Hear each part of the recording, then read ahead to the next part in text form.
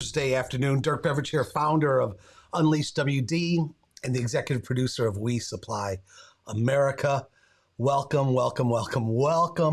to this seventh premiere of our docuseries of season 2 of We Supply America, as we, for the last 2 years, 2 summers, have been out championing the noble calling of distribution. And I have to tell you something, I cannot wait for 29 minutes from right now, when we premiere our 7th film, a story that needs to be told, the story of the people, the culture, and the business of Eastern Industrial out of Greenville, South Carolina. I know you're going to be inspired, and I know you're going to absolutely love the lessons that come out of this story of Eastern Industrial. Today that's going to be joining me, I have 4 fantastic individuals. I got the president and CEO of Eastern, which is Kip Miller, and we've got the chief strategy officer with Eastern Industrial as well, Megan Owen. They're in the green room waiting for me.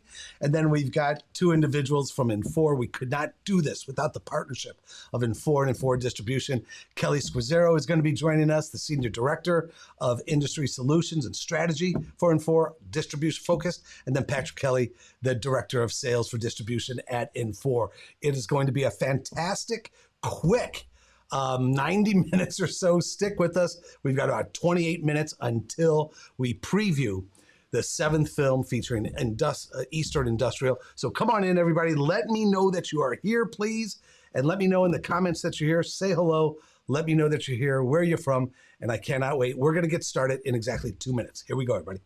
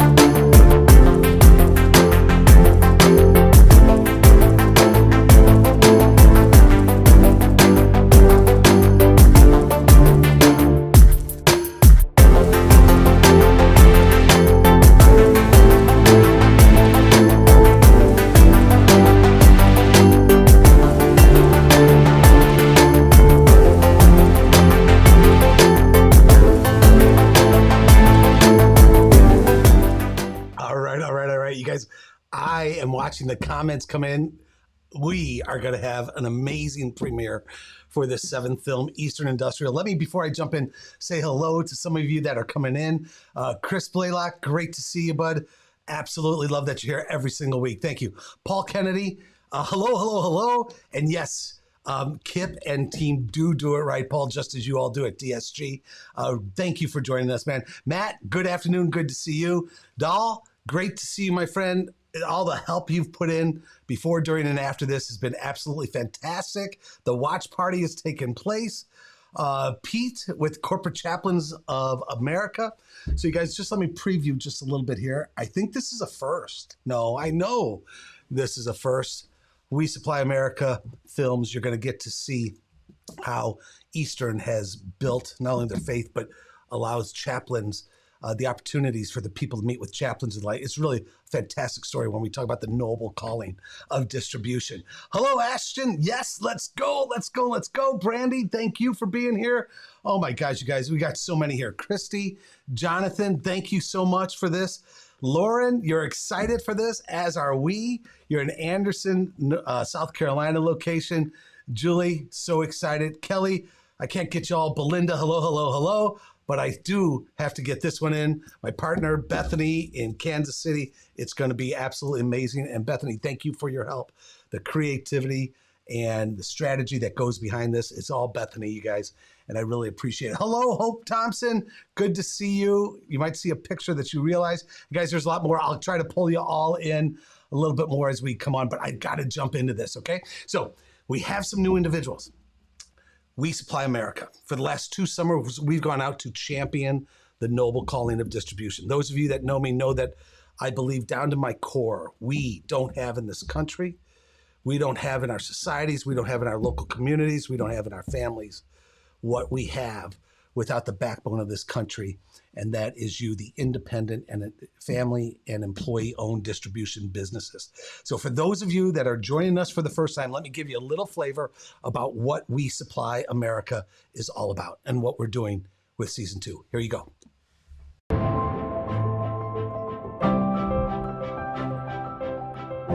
In a post-pandemic world, leadership is being redefined. Forces outside of our control and forces within our businesses are calling us to be different leaders than we were going into the pandemic.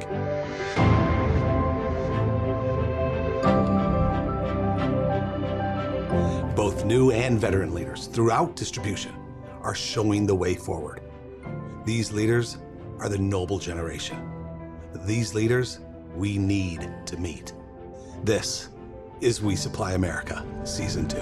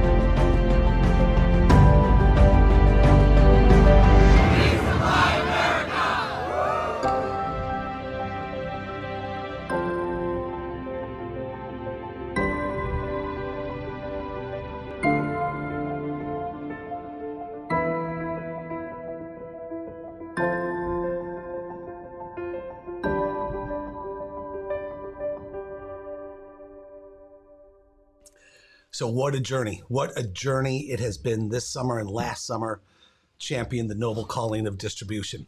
You know, we've crossed this country from sea to shining sea a couple of different times, all to get out and contact and meet some of the 6 million professionals that call distribution their career. Here are the companies that we had a chance to stop at this summer. You see them from all different types of lines of trade. Independent, family-owned, employee-owned distribution businesses that keep our country supplied. Here are the 8 featured distributors that we are creating these films with. Today, of course, being the 7th, Eastern Industrial. And the last 2 summers, it really has been adding up. And as I say, you come with me in the RV across this country to meet with 59 different distributors, meeting hundreds and hundreds of individuals, and you come back a different person because you really get to see the nobleness of these amazing companies like Eastern Industrial that we're going to see. Over the last 2 summers, I've traveled over 31,000 miles in the We Supply America RV. And I got to tell you something, the gas price was a little bit higher this summer than last, but 31,000 miles touching both coasts, 59 different distributors, 16 different documentary films, over 1 million social engagements on LinkedIn. Thank you so much for helping us take this movement and continuing to carry it across the country and the like through that LinkedIn platform with over 1 million social engagements there. And of course, in the middle, I think this is the most important. where I talk about the hundreds of job interactions. Guys, I've walked through 59 different businesses, 59 different warehouses, 59 different distribution centers, 59 different offices. And I'm meeting the drivers, the pickers, the warehouse individuals, the people in accounts receivable, at the counter. The list goes on. And every single one of those individuals has stories, important stories to tell, and best practices. And that's what we're hoping to share in these stories to help us champion the noble calling of distribution so that all of the businesses and all of us as individuals can, in fact, thrive as we go forward. So let's get into this seventh issue, or the seventh film of this year, season 2 of We Supply America.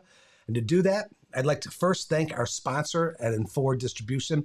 As I say, none of We Supply America, the Sea to Shining Sea tour, these 16 different documentary films, could not happen without the amazing support of Infor. You know, Infor saw an idea that I had on a napkin last summer, and that was it. And they saw the vision and they said, let's go do this. Distribution is that important to us at Infor. Yes, we have a modern platform, modern technology platform that helps simplifies process, procedures, warehouse management for distributors, helps the distributors remain relevant, but it's also about the people. And so they're in 100%. We couldn't do it without Infor. And so to the entire Infor distribution team, thank you so much for the support. We couldn't do it without you. And with that, let me bring in 2 amazing individuals from Infor. We've got Kelly Squizzero, who is a Senior Director of Industry and Solution Strategy. And we got Patrick Kelly, the Director of Sales for Distribution at Infor. Kelly, Patrick, hello, good afternoon. And thanks for joining me today, you guys. Hey, Dirk. Good to see you. Good afternoon, Dirk. Yeah, great to see you guys. Again, bottom of my heart, thank you to the 2 of you and the entire Infor distribution team. We couldn't do it without you. Hey, Kelly, can I start with you? Could you really quick introduce yourself and maybe Infor to those of our listeners who don't know who Kelly Squizzero is and don't know much about Infor, and then I'll ask Patrick, okay? Okay, great. Hi, everybody. Great to see you all again. I am the industry strategist at Infor for the distribution industry. I've spent my career focusing on this industry, so really happy to be here today. If you're not familiar with Infor, we are a cloud-based ERP company, and we focus on providing solutions for companies in various industries, distribution being one of our primary focus. And the area that Patrick and I focus on. Yeah. Kelly, thank you so much. Patrick, could you introduce yourself and maybe your little niche of what you do at Infor?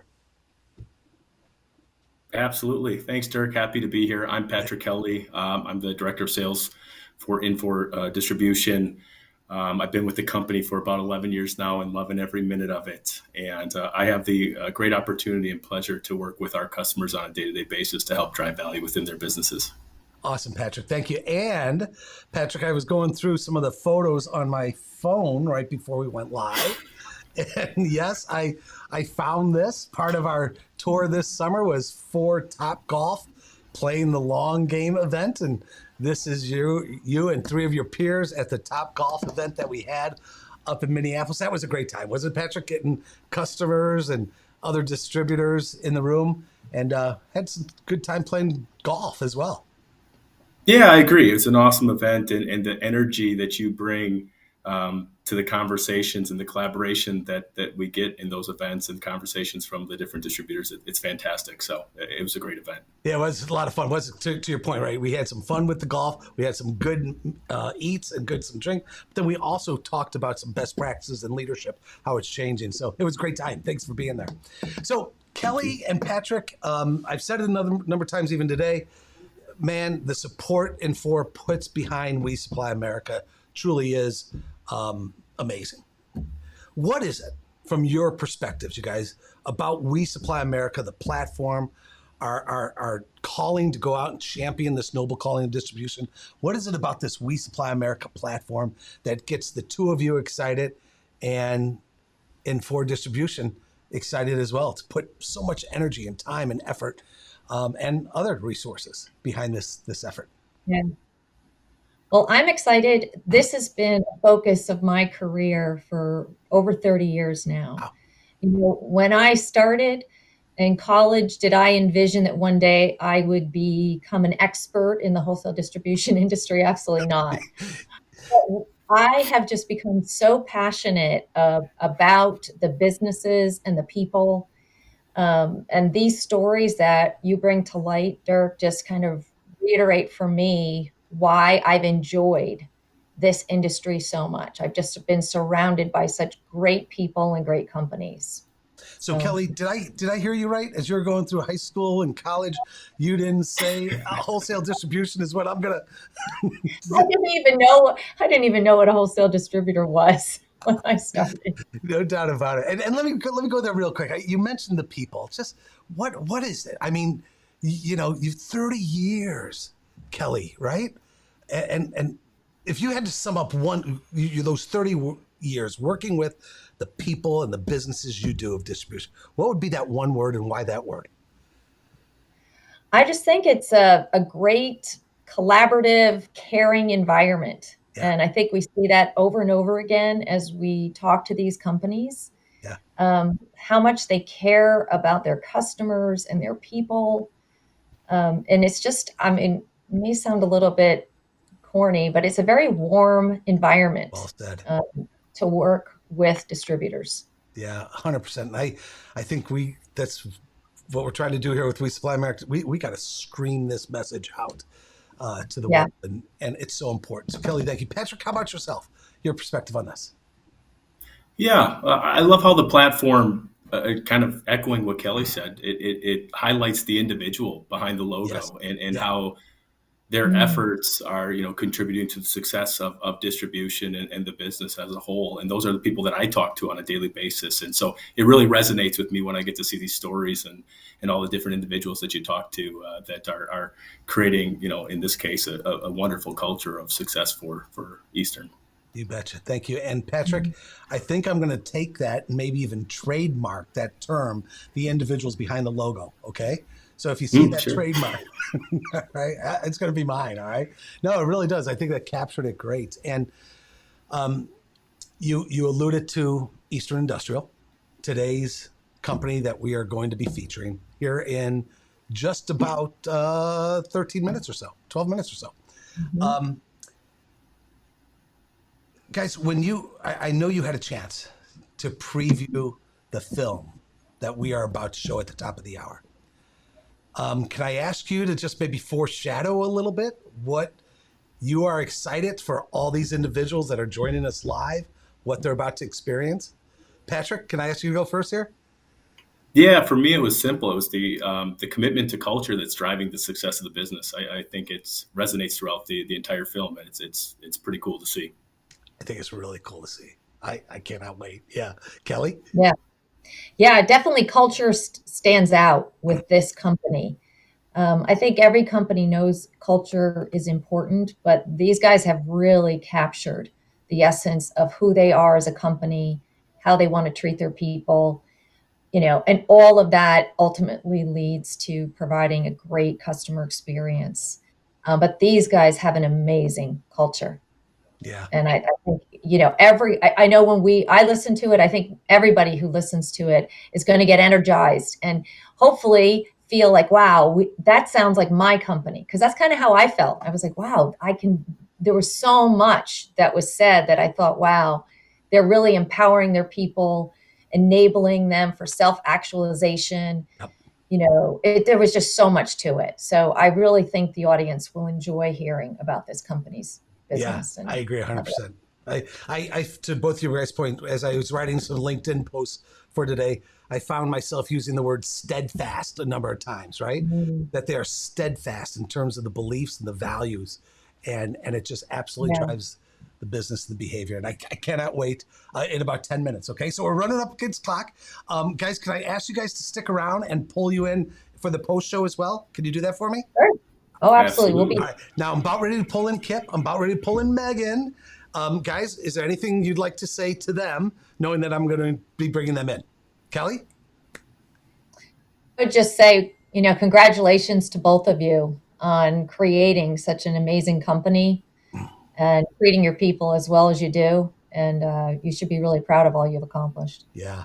Kelly. Thanks. Patrick? Yeah, I'd like to echo the same. It's an inspiring video, and congratulations on what you built. It's pretty amazing. It is pretty amazing. I cannot wait. All right, Kelly, Patrick, thanks for being here. We'll see you after the film. Okay, you guys? Sounds good. Thanks. All right, so guys, we've got about 9 minutes, 10 minutes or so for the film. So let's jump right into it. What I'd love to do is I'd love to bring in the president and CEO, along with the Chief Strategy Officer of Eastern Industrial, and that's Kip Miller and Megan Owen. Kip and Megan, hello, hello, hello. Happy Thursday, and well, thanks for being here. Well, thanks for having us. Yeah, no doubt about it. Guys, I don't know if you can tell or not, but I'm thrilled. I am just so excited for what we're about to show in just a bit here. Guys, for those that aren't familiar with Eastern Industrial, would you mind introducing yourselves and then tell us just a bit about the company? And I'm going to reverse this, if you don't mind. Megan, can I ask you to go first? Sure. I am Megan Owen. Hi, everyone. Thanks for joining us today, letting us tell a little bit about our story. Yep. I am the Chief Strategy Officer, which means I get to do a lot of strategy and fix a lot of problems. And one of our fundamentals at Eastern is to be relentless about improvement. And so that's basically my job. I love it, and I love the people I work with, and it's just a lot of fun. Yeah, no doubt. Thanks, Megan. Kip? Well, yeah, I have a title, but really what I do is I'm a champion of our culture and our vision. And so we have a great leadership team here. We talk about having an inverted organizational chart where the leaders are on the bottom and they support the rest of the organization. And so I can't do it by myself. It takes everyone else. Have some really, really strong leaders here, been with the company a long, long time, and I'm very grateful for them. Yeah, no doubt about it. And the team from top to bottom all over is absolutely fantastic, and we're going to get to see a lot of that in the film. Kip, if you don't mind, I love the story, and I think it ties into what we're about to see in the film. I love the story of how you and Kim, your wife, took ownership of the company. Would you mind giving us the Cliff Notes version of that? Because I love the story, and I think it ties into what we're about to see. Well, certainly. I came to work in the company 6 months after it was founded in 1980. Yep. And it was a startup company. Came in as a sales trainee, learned the business. We went through a lot of ups and downs during those days, a lot of recessionary issues. Started a second company. Make a long story short, in 1985, we trimmed down to just one owner. He was the guy who actually hired me. I had found favor with him. I don't understand why. He would take me to lunch, tell me stories. He was mentoring me, but I didn't know what that was. Right. And so he was in his 60s. He became ill in April of 1986. He offered me a buy-sell agreement in the event of his death that I could purchase his stock. And unfortunately, 8 months later, December 31st, 1986, I received a phone call that he had passed away. The company was mine, and I became president and title in 1987. And that just began a journey. I was 29 years old, had just had our second child. We were struggling financially as a company at that time. No one left. People stayed. We had about 12 people, $3 million company, and they all hung around with us. And we just generally started taking one step at a time, kind of like the old cart moving up the top of the hill with a couple of oxen. You take one step at a time, and that's what we did. Made a lot of mistakes along the way. But certainly have done a few things that are okay. Just a few. My wife actually was roped into the company. She had actually retired from her phone company job to stay home with our two young children. We were putting in a new computer system, really our first big ERP, and we couldn't write a program to transfer the data. So I said, Kim, you got to come in and help us while the kids are in school. Please come help us do data entry. And she's been here 30 years, or associated with Eastern, or Eastern company, for over 30 years. And she tells you that she reminds me her first 6 months she worked for free. She's still reminding you of that, huh, Kip? Yeah, and that she's been key punching for 30 years. But people know that she's really, I'm the man in charge, but if you want to know what's going on, you ask my wife. So that's kind of how we work together. Megan, you are vigorously shaking your head, yes, agreeing with that. Yeah, she's a lot of the brains behind the operations, both in our family and at work, and she's definitely the glue that has held us together over the past 30 years, 30, 40 years. I love it. Thanks. And Kip, thanks for sharing that story. And Megan, as the next generation of leadership in the business, right? You choosing to come into the family business, you choosing to take a leadership role, you choosing to be part of that leadership team that, as you say, works through the challenges and the obstacles and the like, right? Because this is not easy what you all do. Yet I think what we're going to see in this film is Eastern's, I'll use the word again, steadfast commitment to people and the impact on people's lives. Megan, from your perspective, coming into a family business that is so committed to a people-first culture, what does that feel like? And I'll leave it at that. What does that feel like for you? What does that mean to you? So that's what makes it the easy decision. Because, I think I'm a very creative person. General. I went to college to do interior design. That was what I went to college for my first year. And I remember standing on the stairs after my second semester telling Dad, I'm going to change my major and I'm going to major in business. And he was like, well, why? Because I had said for so many years, I am not selling pipe, valves, and fittings. And in fact, I had no idea what the wholesale distribution industry was at the time. All I knew is that we got put in the break room and counted a lot of inventory when we were kids. So, but for me, the caring for people, that's what brought me to Eastern, and that's what kept me there, and that's what gets me going every day. It's so refreshing to be able to see that, and for us giving back, it at the same time it's giving back, to ourselves. We get to soak that in, and that's the easy part. I love it. Thank you. And I think that giving, that caring is going to come out loud and clear as to how you do that every day at Eastern. And I cannot wait. We've got about 2 minutes until we go live on that. And Megan, you mentioned when you were younger, doing some inventory and all that. Now, I just learned today that your mother worked for free for 6 months. Is there a story there about you doing inventory? I don't know that I can say I officially worked for free. I'm sure Dad was creating some kind of something incentivizing me to come and work. But I have been working way before I was ever on the payroll. So we just had some good times, when we were kids, and that's just what you did. We were a family business, and everybody brought their kids when it was time to do physical inventory and watch the big box TV that we had on the rolling cart at the time. And so those are some good memories. I love it. Thank you. All right, Megan, Kip, we got it. We're coming up against clock. We're going to premiere your film. But I do know, just looking at all the comments, and I know that there are a lot of Eastern Industrial employees around a table individually watching this. Before we roll this film, is there anything you'd like to say to your employees who are watching this in real time? Megan, I'll ask you to start. So I got the opportunity to see it before. And so one of the things that was really refreshing to me, and I just want to say thank you to all of you guys, is it's so great to hear other people talk about it. I think as a family, we think, we know, but when you actually get to hear people's stories and from their perspective, it's just so refreshing. And so I really appreciated hearing your stories. Yeah. Awesome, Megan. Thank you. Kip? Well, I would just say that they're an easy group to lead, and I'm so proud of each of them. Matter of fact, they are Eastern.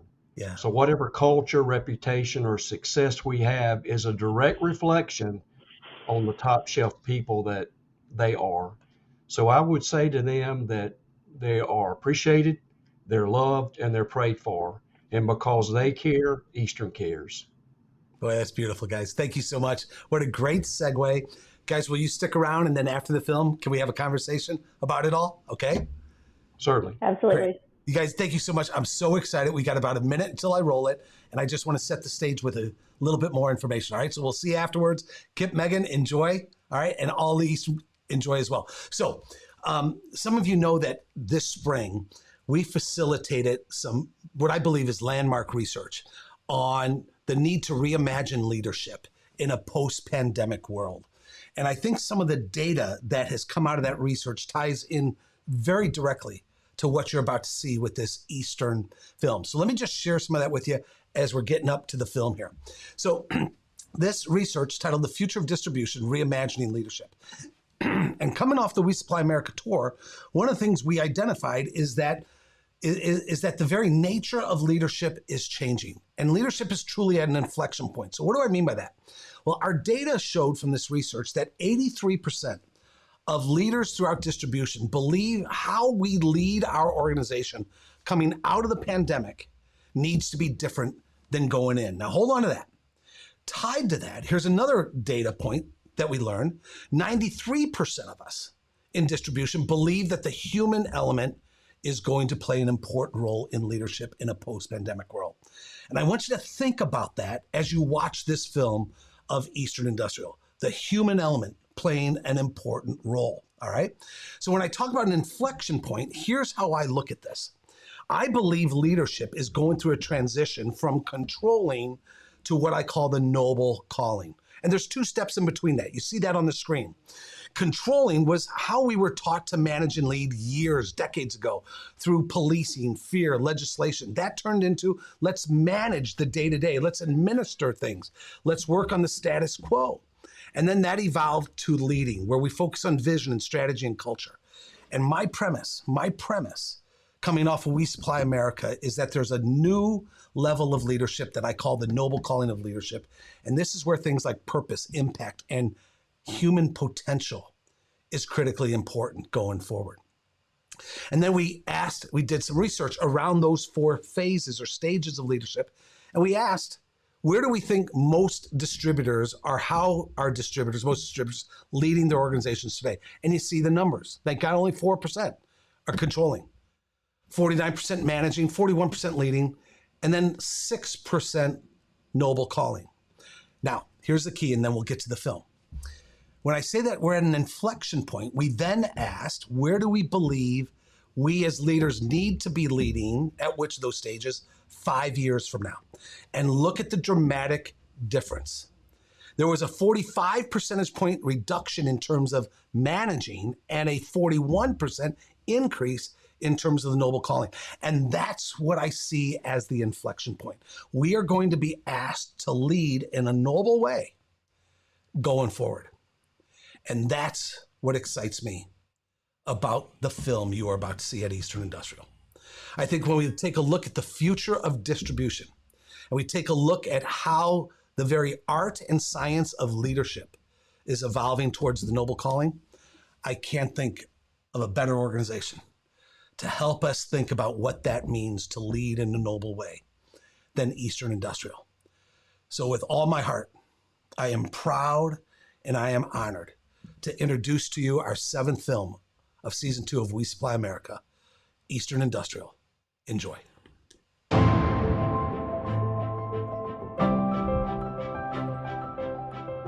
In a post-pandemic world, leadership is being redefined.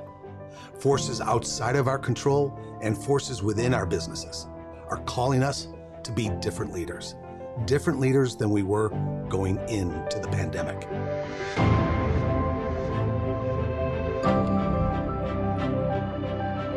Both new and veteran leaders throughout distribution are showing the way forward. These leaders are the noble generation. These leaders we need to meet. This is We Supply America, Season 2.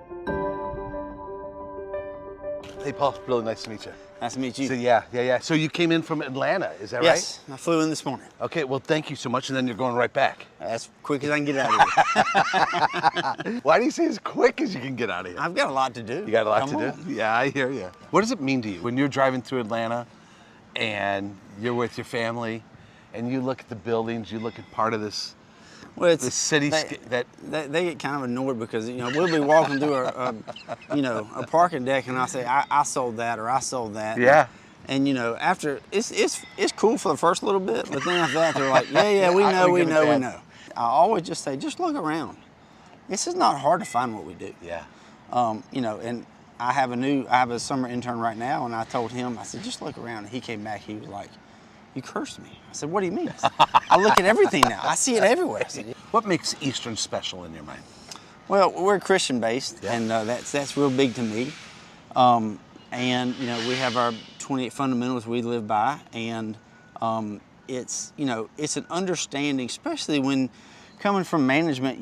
You run into problems. Yeah. And if there's Meaning in business, there's going to be correct, problems. correct. Yeah. And if there's an understanding of what the expectation is, there's always something to go to go, hey, this is something we're supposed to live by. If we do the right thing always, by our people, by our associates, by our vendors, by our customers, Yeah.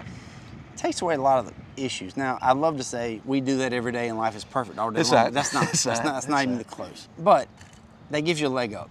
What other people can do is they can have the same products, they can have about the same price, Yeah. they can replicate service. But what other companies can't do is replicate culture. Yeah. Every company has its own culture, and we feel like this is what will help us to take care of our customer in the very best fashion. What is it that makes Eastern so special? We, my husband and I, Caleb, we work together, Yep. and so at home we like to say, if we ever get to a point that Eastern is so big that people become numbers, Yep. we have failed. And so we want to make sure that people know that they're cared about, that they are actual people, Yeah. and that they have lives outside of this building yeah. and outside of the company. And we want their families to be first. And so as long as they know that, and they know that we actually care about them, that it's not something that we just say, Yeah. it's something we do in action, it's then we're successful. Then you've done something right. Not only is distribution noble, but I do believe coming out of the pandemic, humanity is going to play a bigger role in how we lead going forward. And if you want to see the future of leadership, if you want to see the importance of humanity, focus on people. In the world and in business, go no further than the economic heartland of our country. And every local town is touched by distribution. I tell all of my direct reports all the time, look, our job is not to create problems, but to solve them. Yep. And so that's our job. We know that when we walk into any situation, we may not have the tools, but when we get that experience, we learn by doing. Yeah. So we can't be afraid to jump in and get our hands dirty, learn what we're doing, and it's kind of a pre versus a post call plan. When we go call on our customers, we learn by experiences. Yeah. And we want to make sure we share that with our teams, and so whenever I run into an issue, I want to call a mentor. I want to ask that question of like, look, I'm about to walk into this situation. Do you have any experiences around that? And then you just take those facts and you just go head first in and go to care for people. And if we care for people on the front end, we feel like business will take care of itself. What is the opportunity you see for those that come in with drive, that want to embrace the culture, that want to grow personally and professionally? If you think about what's exciting next for our industry, is that the baby boomers have dominated this industry for many, many years. Yep. And so I had to learn when I came in, you got to wait your turn. But now I see it for the new generation coming out of college right now. You really don't have to wait that long. All you got to do is dive in, learn as much as you can, and be responsible to show up on time and just be willing to do anything they ask you to do. Yeah. And if you're willing to do that, the opportunity will come a lot sooner. So that's what really excites me about the next gen coming in. It's like put your seatbelt on is what I would tell you. Yeah. It's like it used to be, oh, you have to be in this business for so long before you can have any sort of title or do this or do that. And it's like, no, we're just realizing, no, things are happening quickly, right? There's a generational shift. Yeah. It is here. It's not just coming anymore, it's here. 26 years old as a branch manager. Yes, sir. Some people around here call you the go-getter. Is that true? That's what I hear. Yeah? Yeah. What is it about Matt that they would call you the go-getter? You know, being a millennial, being younger, I think, you know, we have that kind of reputation that they're not as outgoing and as hardworking. So for me, you know, I was just raised that way. You're blowing that. Yeah, so I love being a millennial. I just love getting up, going to work. You know, I've done that since a very young age. My parents both worked really hard, and so I guess people think that translates into a go-getter. There you go. There you go. Which is a good thing. Yeah, it is a good thing. Yeah, no doubt. I used to work in retail for $1 billion company. Okay. And, you know, was in a business to where I was a number, not a name. When I came here, it was just totally different than what I was used to. I'd been with that company for 4.5 years. Wow. And so to come here where, you know, everybody's family. A lot of my people that I brought here were in broken cultures at the companies that they were in. So it's just a breath of fresh air when you walk in the door. What's the difference between a broken culture that some of your friends have been in and the Eastern culture? Profit over people instead of people over profit. I it. think that's at the simplest terms, that's how I would describe it. I mean, when you think about you take care of your people and then the people take care of your customers. Yeah. When you're focused on taking care of the customers only and not really the people that are doing that, and that are in that, you know, group, I think that's where you start seeing some of the issues. I think what we can learn here in Greenville, South Carolina at Eastern is their commitment to caring. I got to tell you something, in today's world, for so many reasons, okay, from the business reasons, our challenge of finding quality people, the great resignation, the supply chain challenges. When you see a company who puts people before profit, one more time, people before profit, with that caring, deep caring, it's who they are. What is a business? Business is people, and business is caring. I feel like this company truly loves everyone and wants their best, no matter what. Yeah, in whatever way they can help, they want to help us succeed. So last April, I found out that I had cirrhosis. I didn't really see any effects to begin with, but then I went down very quickly. And Eastern was there the whole time supporting me. Hey, we're praying for you. They let me have my time off when I needed time off, when I just I didn't feel well enough to come to work. So they were fantastic. And then finally there came a time where I had to let them know I can't work. Physically, I can't do it and maintain my health. So I had to take a leave of absence. And that was in July of last year. And then several months later, in October, I got a new liver. So all throughout the whole time, they were praying for me, they were sending me cards.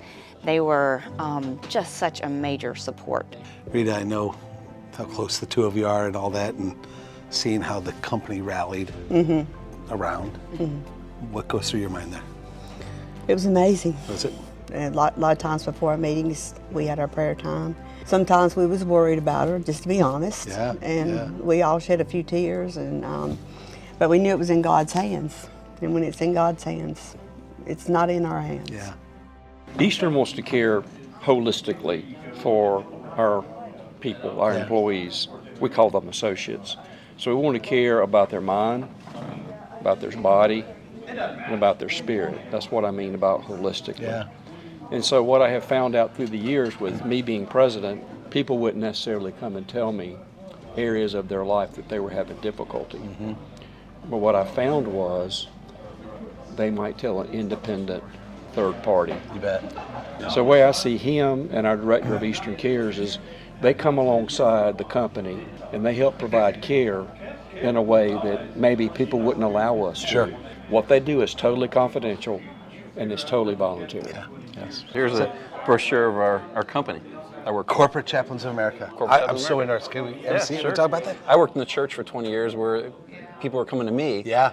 This provides me opportunity to go into people's place of work where they spend a good amount of their day, and just bringing the love of God to them, and to encourage people, and to be there during their hurts, and be able to care for them when they're suffering. And people, it's in their DNA to tell their story. Yeah, I agree, 100%. If people don't feel safe enough with the environment they're in, they won't, but they'll want to, and that'll be part of that internal struggle that they'll have to kind of contend with. And I think one of the key indicators that someone's suffering poorly is they feel alone. They feel isolated. They're withdrawing because they're maybe hiding their issue because they want to be strong. And to have someone step in your world and say, "Hey, I see you. I want to know you. I want to be available to you. I'm here available to you." Wow. I just think that has a huge impact on people, and we're trying to be that safe person to talk to. Just let me ask you a question. Yeah? What's the difference between a coach and the greatest coaches in the world, other than winning? The greatest thing between an average coach and the greatest coaches in the world, other than winning, I would say it's their ability to grow individuals, but then bring them together towards a talent to accomplish a common goal. You said it. Is that right? Yeah. You answered that better than anyone I've ever asked. Okay. I became the one asking the question, but I'm serious. That was great. Yeah. So a great coach cares about the development of their player. Yeah. One of the earlier coaches at Tampa Bay Lightning was asked, "What's your system?" He says, "I don't have a system. I have 23 systems. I have 23 players on that bench. All 23 need to be coached differently." And I hear that's what you're saying. Yeah. When we say we care for people, one of the greatest statements I heard from one of our associates a while back is, this person said to me, "You not only care about what I do, you care about who I am." Wow. And I thought, wow, that is the essence of what we're after, is for people to know that we don't just care about you professionally, we care about you personally. It's kind of like Maslow's hierarchy, the universal acceptance of what the needs of people are. We know people have basic needs, shelter, food, survival, safety, and we want to provide an atmosphere at Easter when people are safe. People have relational needs, as Maslow said, relationships and how you interact with people, communicate. And I think he's right. At the very top of Maslow's hierarchy of the pyramid, he says that people, self-actualization, we want to arrive at the purpose for which we were created. Wow. Now, Maslow and Jesus may wind up at two different places. Yeah. We believe that the greatest place a person can wind up is serving others. And Jesus said greatness is serving. Yeah. And we believe that someone's greatest potential is learning to give yourself away to others. Profit in these businesses is used for a greater good. Yes, of course, to build the business and to return to the shareholders. Yet the profit is designed to create growth, which then in turn creates jobs that our society needs. That profit is designed then to create family foundations. Here at Eastern Industrial, they've created orphanages and schools in Tanzania with those profits. Those profits are platforms that here at Eastern, that they give their employees the opportunity to give back in ways that as an individual they might not have been able to. We had no idea in 1987 where God was going to lead us and what He was going to do through us. And so it's been exciting to see how we've grown, how God has allowed us to impact so many other people's lives. Yep. From the employees here, and for charities that we're able to help, nonprofits. To me, it is such a blessing. You know, a lot of times they'll say, y'all are such a blessing to us, but to me, it's a blessing that we get to do that for other people. So, yeah, there's a joy in serving and helping other people. Yeah. It's indescribable what it does for the giver, for the people with their hands, their feet, their pocket, whatever. Yeah. There's a joy that's unexplainable. These businesses like Eastern, in my mind, are not just a platform for the personal and professional development of people, but they're platforms for a greater good. And each business defines that greater good a little bit differently. Yes. You've developed a platform of caring, and you invest, you engage, and you provide opportunities. We put a lot of emphasis on caring. I've never met a person who did not want you to care for them. Now, I've met people I didn't think cared. Okay. But deep down, they want, we were born being cared by a mother, a guardian, somebody caring for us. Yeah. And so I think that that's part of our DNA. And so regardless of what your faith is or your noble cause, people like to help people. And we just give them that opportunity for those who want to. We don't condemn anybody who doesn't participate. We provide that opportunity. Your purpose. The third component part of it is to serve God by growing profitably or making a profit. Connect those for me, would you? Well, another phrase is financial stability. Yeah. We've really been focused lately on the last 3 years of going deeper in the markets we're in versus wider. Yep. We still have plans for growth and expansion, but we've been trying to grow deeper into the markets, and we have set a pretty aggressive return on sales goal as a profitability target because we know what we want to do in the future. And we're very strong, in my opinion, financially for a supply house. But that enables us to employ more people, continue to pay the people we had. When we went through the Great Recession, we didn't have a layoff. I can't say that will always happen. But in those early 80s, I learned the pain of people who were hired and let go. And I don't want to repeat that. So we want to be cautious, but it allows us also to be more charitable. Right on. Allows us to help support other people for the greater good.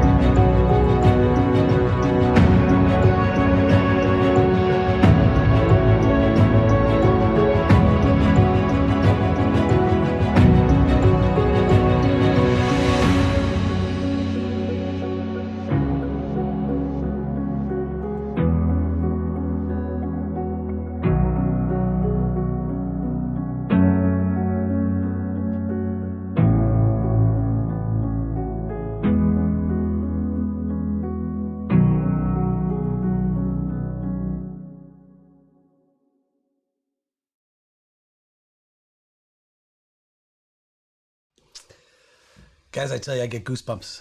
I get goosebumps watching that film. And, you know, when I decided to go across this country, why? To champion the noble calling of distribution. You know, there's stories like Eastern Industrial, what we just saw, that make it all worthwhile and important to do. You know, I love how this film concluded with Kip talking about, you know, the importance of profit allows, you know, for supporting others for the greater good. And is there anything more noble than that?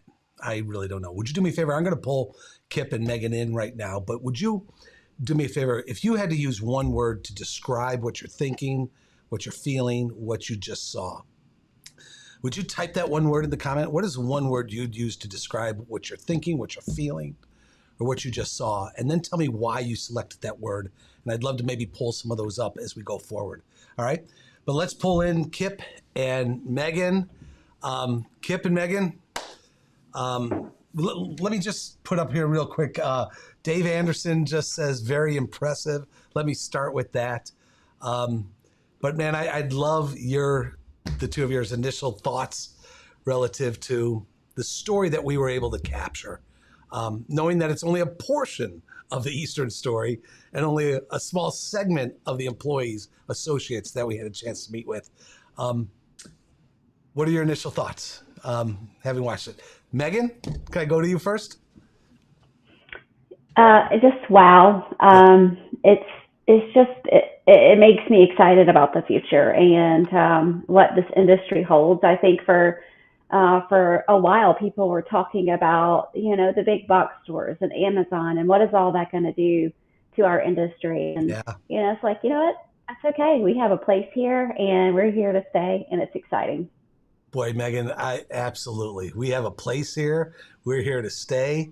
And boy, what a role, an important role we play, right? Not only in the industry, supply chain, but in our local communities and for individuals, families. I agree 100%. Kip, how about yourself, bud? Well, I was just overjoyed with the outcome because I know that you spent many hours here, you and your crew, doing interview and filming, and I'm grateful for the message that was delivered. You certainly had enough film to avoid any Christian theme, but you took it straight forward, and I have to admire you for that. Thank you, bud. Thank you. I know you know this, but what you all stand for, I learn every time I interact with you, Kip and Megan, and I just love telling the story because I learn along the way, and I just think it's wonderful. So, guys, it brings me back.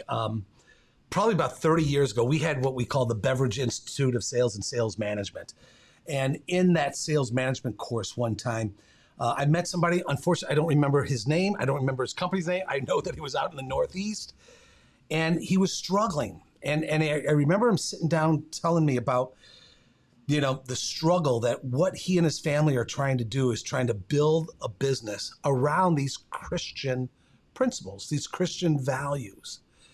And that was the path they were on. And I wish I could tell you I knew how it played out. I don't. But I know how it's playing out at Eastern. So I'd love, can you guys share with me, what it means from your perspective to your associates, maybe even your customers, maybe even your suppliers, and others, what it means to have this amazing organization that is truly the Christian beliefs and your faith is at the bedrock of who you all are. What does it mean to you all? And Kip, can I ask you to start? Yeah. Well, I think it means everything to me, and there's some others as well. We've often talked as a leadership team that when we go into a new community, we open a location somewhere in a city, that we want that city, that location, our people there to be better because Eastern's there. Yeah. We want to have a positive impact on our associates there, on our customers, on the vendors who are so valuable to us by displaying care and investing in those people's lives, in those community lives, in those cities. That's our greater good. Yeah, I love it. Megan? It's fun to be able to work and be around people where you can be unashamedly Christian. Yep. You can't be that way everywhere, but at Eastern you can. That doesn't mean that you have to be a Christian to work at Eastern, or that we're going to push that on you. But we're certainly going to let you know what we believe, and it's just amazing to be a part of that and to watch God work through and use people like us. Like sometimes it's just like who are we, and use people like us in our industry for Him, and it's just amazing. It's awesome. And God using you to do great things, right? And to help others and to serve. I mentioned in the film, we talk more about it in the CEO interview, Kip, that's available as well. But the work that you've done, not only in the local communities, but over in Tanzania, for example, and the like.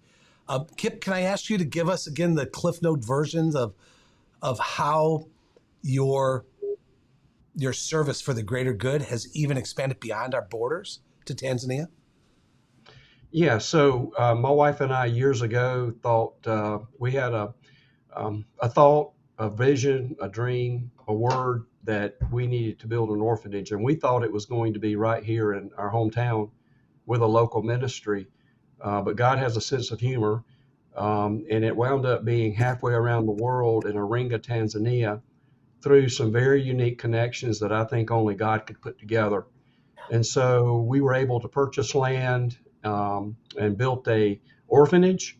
After a few years, they said, we're not orphans. We want to change the name to a children's home. So we did that. Later, there was an Italian group that was moving out from an orphanage that they had built and came to us, and we finally wound up taking that over as well. And so we had an orphanage, a children's home, and then you don't know what you don't know. And ministries like that, the kids grow up and they have to go to school. And the educational situation in Tanzania is very much challenged. So there was a need for us to build a secondary school that's it's a boarding school. Yeah. And so we attract some best and brightest. That operation is a for-profit operation. So what we're trying to do now is to teach them not to take a handout, but give them a hand up, and they're learning how to self-sustain this ministry there, which is fantastic. But we allow our people to have 5 days off a year. Yep. Exclusive of a vacation. Yep. To do charitable type work or go on these kind of trips, like go to Tanzania. And so we found that people didn't mind raising money or going on trips. They just didn't like to take vacation time away from their family and friends. So we said, okay, that we'll take care of that. We'll allow you to take 5 days off a year, exclusive of vacation, to do that. And we've had people go and work a day at Special Olympics in their hometown, or go to Tanzania or some other place around the world. We know that when they come back, they'll be totally different. They'll see things they have never seen before outside this country, and they'll have a new appreciation for life. And that's why we ask them when they come back to tell their story, because we want other people to be encouraged, and we want other people to serve and have an impact in our communities, in our country, and our cultures around the world. Yeah, noble indeed, you guys. Thank you, and thank you for sharing and letting us know what's possible in that. I really do appreciate that. Megan, the film opens when I'm with Kip in the entryway talking about culture, and they talk about the 28 fundamentals of the culture. Can you give us an introduction to these 28 fundamentals and how they are utilized and kept alive as more than just words on a plaque on the wall? So we have, I think we're on our 4th year, maybe I'm wrong, maybe it's been longer than that, but we adopted 28 fundamentals. So we created them, and then each week we go over a fundamental every week. And so at every meeting, whether it's just internal associates or if we may be with a vendor or if we're with customers, we ask if there's 3 or more people in a meeting that they go over the fundamental. And so sometimes, because I'm in a ton of meetings every week, I've gone over it 25 times.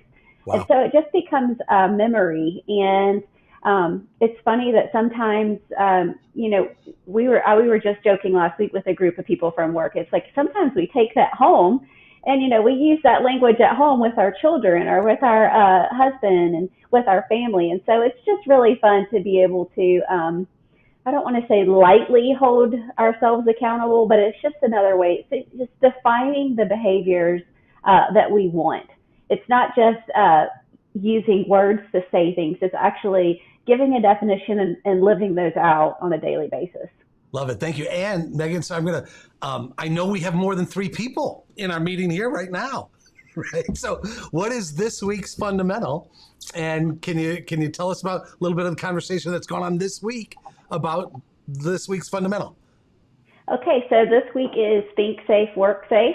Okay. And so I won't read it to you for the sake of time, but basically we are on a journey for safety right now. In fact, we are, I think, 121 days with 0 accidents. And so it's a big deal for us right now. And so that's the one that we are focused on this week.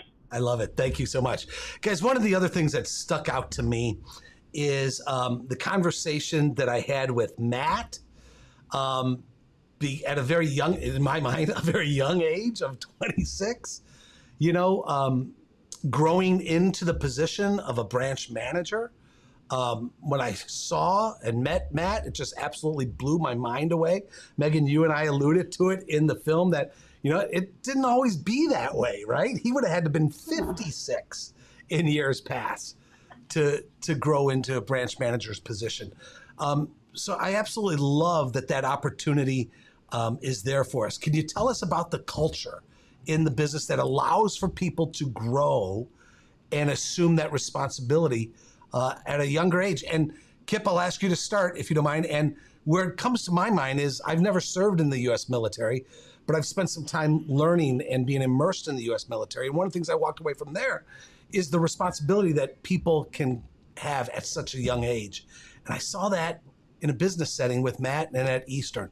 Kip, can you just shed a little light on that for us, please? Yeah, well, Matt came into the business quick learner. Yeah. A lot of ability, a lot of talent, received a good education. He came in about the time that we had rolled out the Eastern Way. So the Eastern Way, we tell people that that's our red line. Either you're moving in the way of the Eastern Way, our 28 fundamentals, or you're moving out, and that's your choice. But when I was in school, I always liked it when the professor said, now, you need to take note of this because it's going to be on the exam. Yeah, right. So I said, oh, okay, good. I'm going to make sure I write this down. And so I like to know the answers to the test.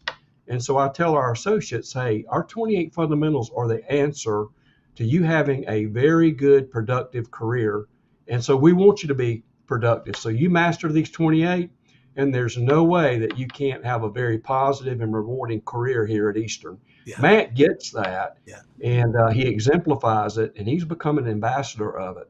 Yeah, I love it. And Megan, I also loved what he talked about was, he had worked for $1 billion retailer, and so many people, right, that come to Eastern come from a broken culture to the culture of Eastern. And I loved when I asked him, what does that mean? Without hesitation, right? He defined it as, profit over people being the broken culture versus the culture at Eastern of people over profit. Can you just shed light on that for us, Megan, about this people over profit? Because that's hard to swallow for a lot of people, I think. But I know profit is also important. We talked about that, but I just share that nuance with us, if you don't mind, from your perspective, Megan. So at the end of the day, without our people, we're not going to have profit. And I think we want to, like I said in the video, we want to show that in action.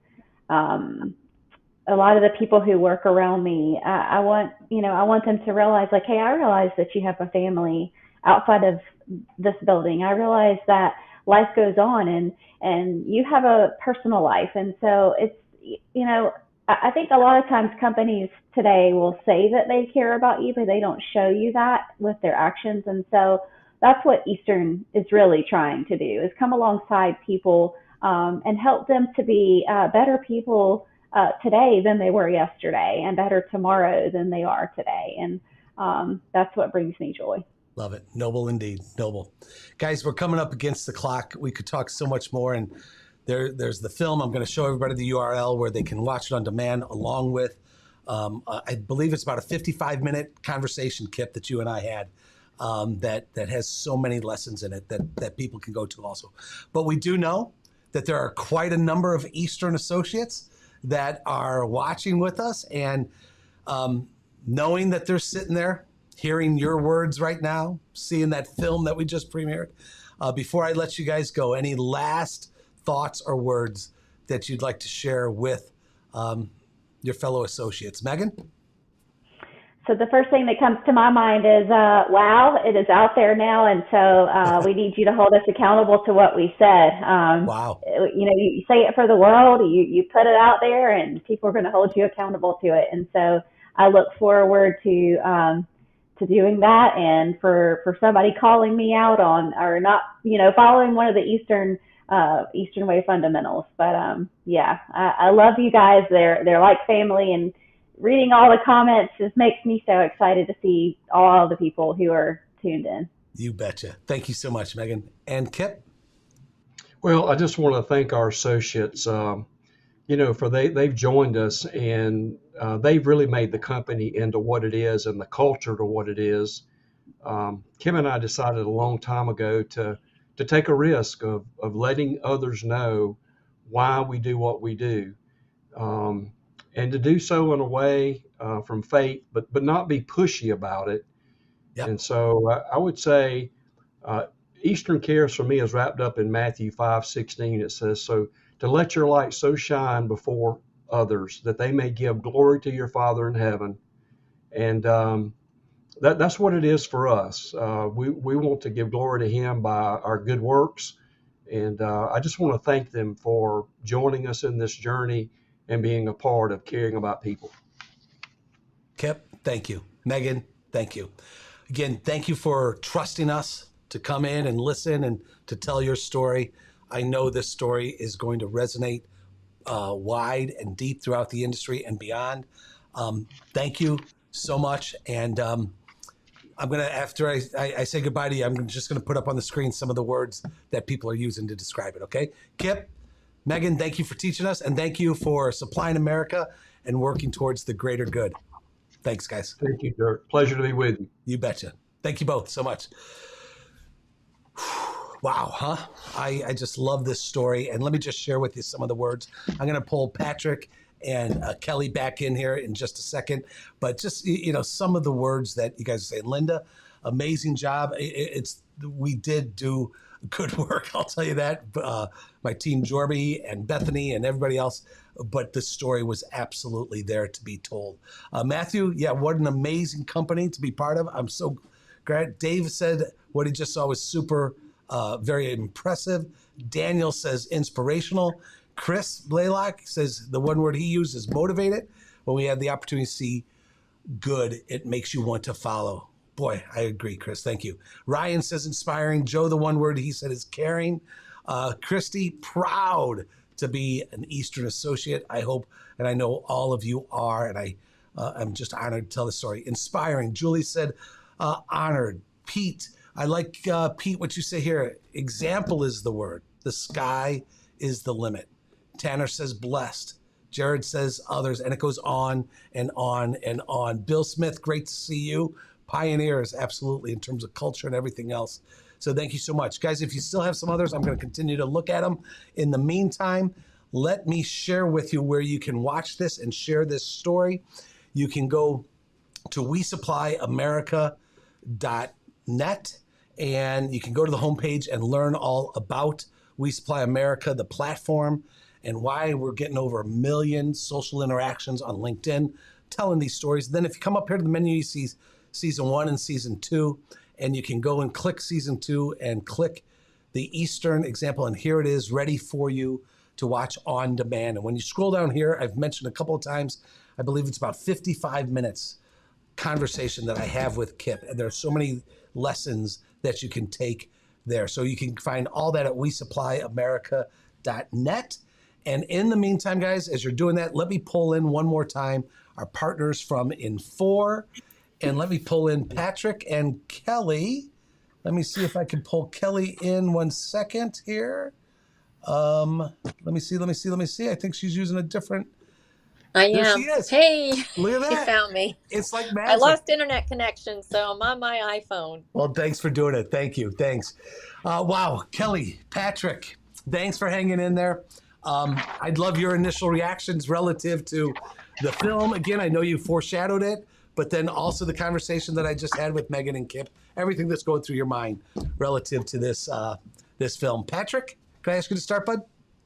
Yeah, absolutely. I think the one word I'd sum it up with, and I know somebody else used it, but was inspirational. And one of the stories that stuck out, you highlighted, and maybe it's because I'm at the upper end of the millennial crowd. I'm 1 year a millennial, but Matt Daniels and his attitude towards hard work and how it's paying off for him, and to have the wisdom to know that focusing on the people over profit is ultimately going to drive the profit that you're looking for. So very inspirational. At 26 years old. Come on. Yeah, wild. Yeah. I wasn't there. I can tell you that much. Me neither.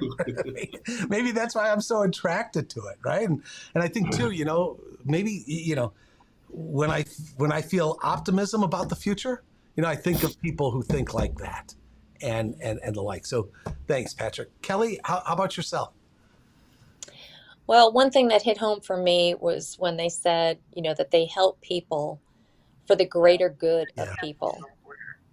And I think that ultimately leads to, a greater experience for their customers and will lead to profitability.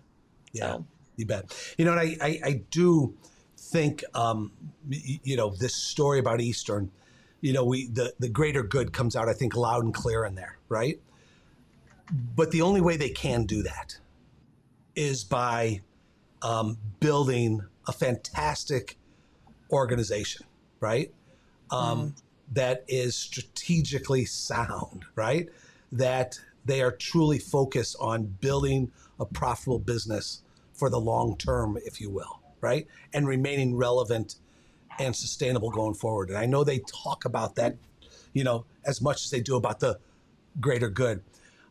This CEO interview, this bonus film that we have of Kip and I, one of the clips is of Kip and I talking about, Kip sharing with me his thought about making decisions for the long term, remaining sustainable and relevant. And I know at N4, that's what you guys do every day. You help distributors, right? Think about what it takes to think long term, remain relevant, and to invest for the long term. So if you don't mind, can I roll this clip? I think it's about 1.5 minutes, and then I'd love your guys' thought process in terms of what Kip shares with us here, maybe from your perspective at N4. Okay, you guys, here you go. My team knows that this is going to continue to be a family business. Yep. We have no intentions right now of selling to anybody. Yep. We have 350 people. Many of those left publicly traded companies and were attracted here because of our culture. Is that right? Yes. And so, for me, I just don't want to cast that aside. I don't want somebody else running this company and me sit in retirement and watch it decline. I want everything that we're doing today is about sustainability and viability. Okay. So we're investing heavily in a new go-to-market strategy. We're investing heavily in integrity selling, integrity coaching of all of our people. We're coming up with new processes and systems, and we have a huge quality movement now where Eastern is ISO certified. Okay, wow. So that we do more things right the first time, which helps us improve our relationship with our customer, and it reduces internal frustration. Yeah. When you make a mistake, that's frustrating. Yeah. But somebody's got to correct that. Somebody's got to do it, yeah. And the money clock starts running. So we want to do things right. So everything that we're doing today, our leadership team, is about being profitable today, but being sustainable long term. So I love that clip, right? Being profitable today, right? But making sure we're making the investments and putting in place a strategy to be sustainable long term.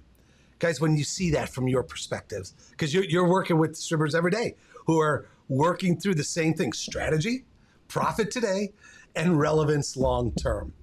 When you see Kip's thinking like that, what goes through your mind? Kelly, can I ask you to start? Oh, I can't hear you, Kelly. There you go. Sorry about that. No, it's good. Yeah.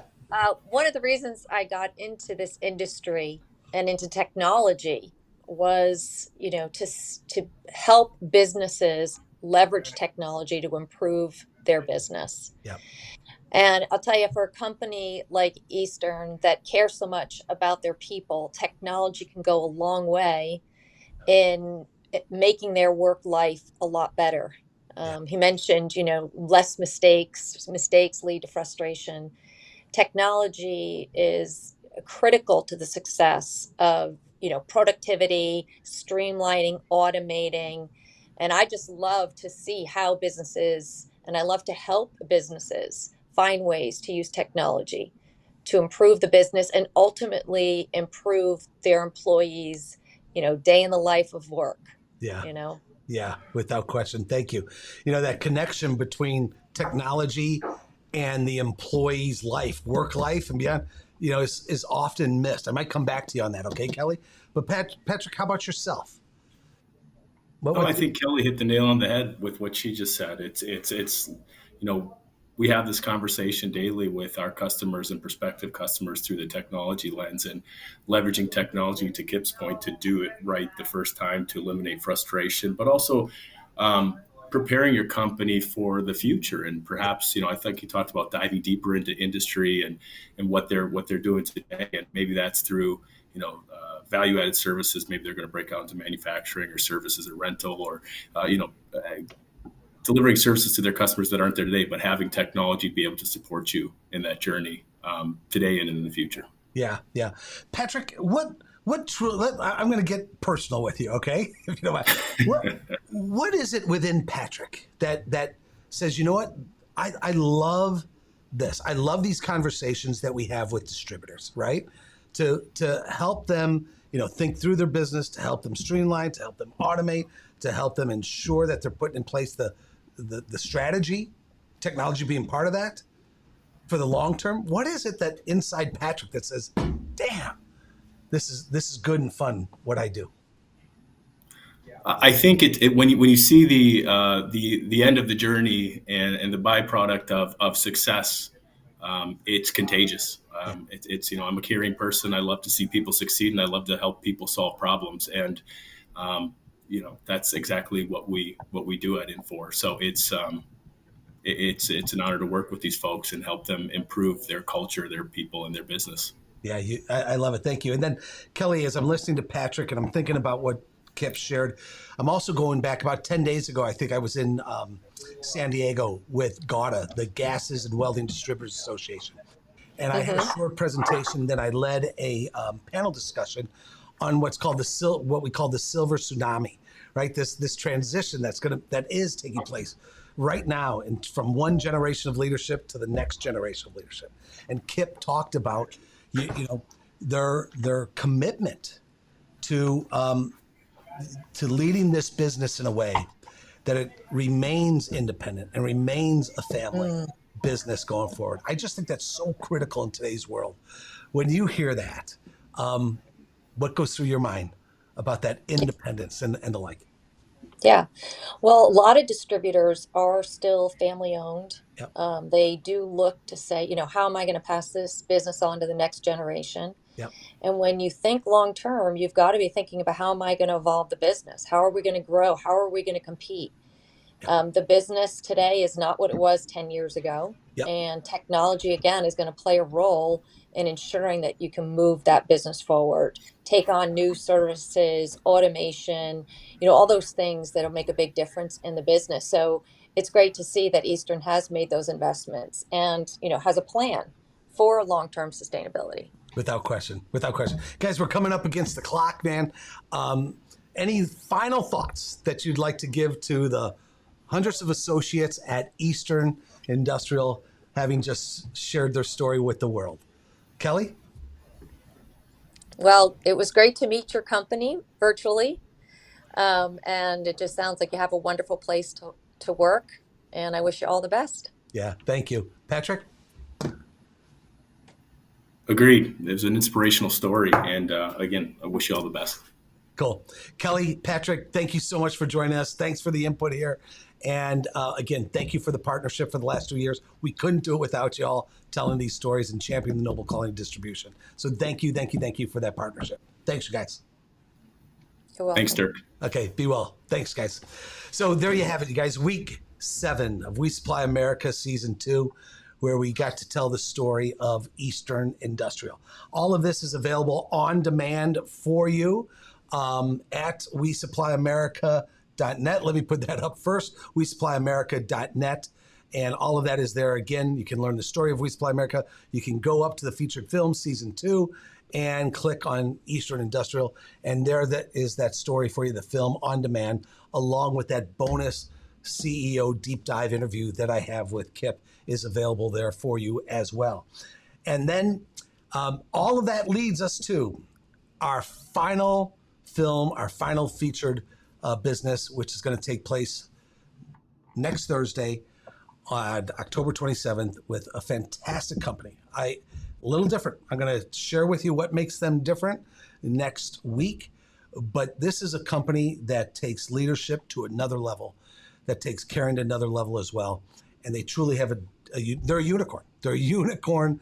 And we're going to get the chance to introduce you to L&R Distributors next Thursday. So please be sure to do that. Again, everything's available for you at WeSupplyAmerica.net. Let me just see some of the last things that you all have been saying. Boy, I appreciate it. So again, any last words, please let me know. Pete Kelly says, thank you. Thank you, Eastern, and it's our honor. Susan, my good friend Susan Merlo says her word was servant leadership plus contribution. Matt, man, we were talking about you a lot today. You're welcome for the kind words, and to God be the glory, you say. Man, that is absolutely you. So Rob, I appreciate you. Good to see you, my friend, up east. Your favorite phrase, noblesse. Okay, Rob, help me with that. Right? Thank you. Noblesse oblige. Okay, right on.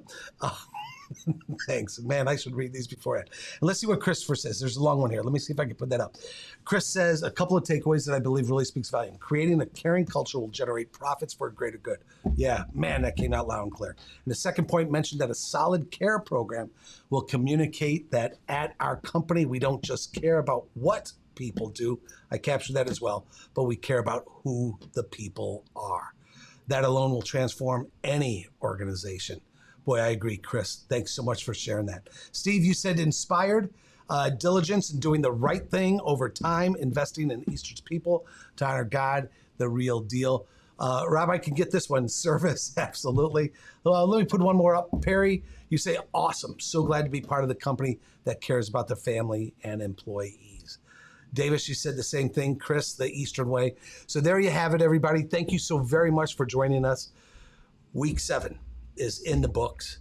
Everything is available to you at WeSupplyAmerica.net. To Kip, to Megan, to the entire Eastern team, thank you. To Patrick and Kelly and the entire Infor distribution team, thank you all. Have a great rest of the week and a great weekend with your family. And I'll see you next Thursday when we premiere L&R Distributors. Thank you, everybody.